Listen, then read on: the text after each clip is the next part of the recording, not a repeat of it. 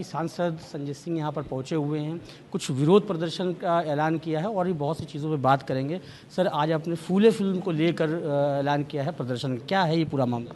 देखिए, भारतीय जनता पार्टी दलितों, पिछड़ों और शोषितों के विरोध वाली पार्टी है और हमेशा से इन्होंने उनके खिलाफ काम किया है। मोदी सरकार के द्वारा महात्मा ज्योतिबा फूले और सावित्रीबाई फूले जी के जीवन पर आधारित एक फिल्म बनी, उस पर रोक लगा दी गई। फूले फिल्म 11 अप्रैल को इसका प्रदर्शन होना था पूरे देश में, लेकिन उस पर रोक लगा दी गई और संभवतः 16 कट उसमें लगाए जा रहे हैं। देश के तमाम फिल्म से जुड़े हुए लोगों ने इसका विरोध किया, दलित समाज के चिंतकों ने, विचारकों ने और तमाम राजनीतिक दलों ने इसका विरोध किया है। और 21 अप्रैल को हम लोग पूरे उत्तर प्रदेश में इसके खिलाफ आंदोलन करेंगे, क्योंकि आप इस बात को नहीं छुपा सकते, इस सच्चाई को नहीं छिपा सकते कि वास्तव में यातना और पीड़ा झेलनी पड़ी है ज्योतिबा फूले जी को और सावित्रीबाई फूले जी को, जब वो शिक्षा देने का प्रयास समाज के अंतिम व्यक्ति को कर रहे थे, वंचित और शोषित लोगों को कर रहे थे। आने वाले वक्तों में जिस तरीके से अब लगातार प्रदर्शन हुआ है वक्फ बिल को लेकर और सुप्रीम कोर्ट में भी केस पहुंचा है, स्टैंड क्या है आम आदमी? गैर संवैधानिक बिल है।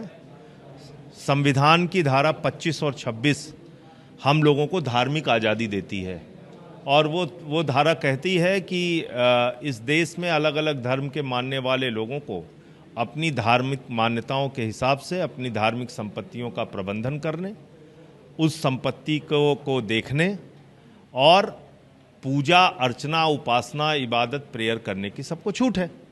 तो ये अधिकार कोई भारतीय जनता पार्टी ने तो दिया नहीं है, ये तो बाबा साहब के संविधान ने, भारत के संविधान ने दिया है।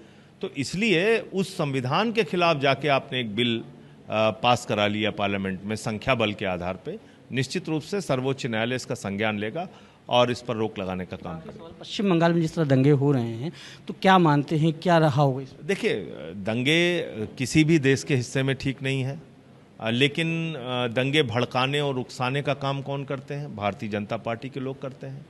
सुनियोजित तरीके से लोग दंगे कराने का काम करते हैं। जो बंगाल में हो रहा है, भरोसा रखिए, ममता बनर्जी जी एक सक्षम मुख्यमंत्री हैं, वो वहाँ की स्थिति को नियंत्रित कर लेंगी और रोक लगाएंगे। पीडीए का क्या है? पीडीए उत्तर प्रदेश में सशक्त है, मजबूत है और भारतीय जनता पार्टी के नीतियों के खिलाफ एकजुट है।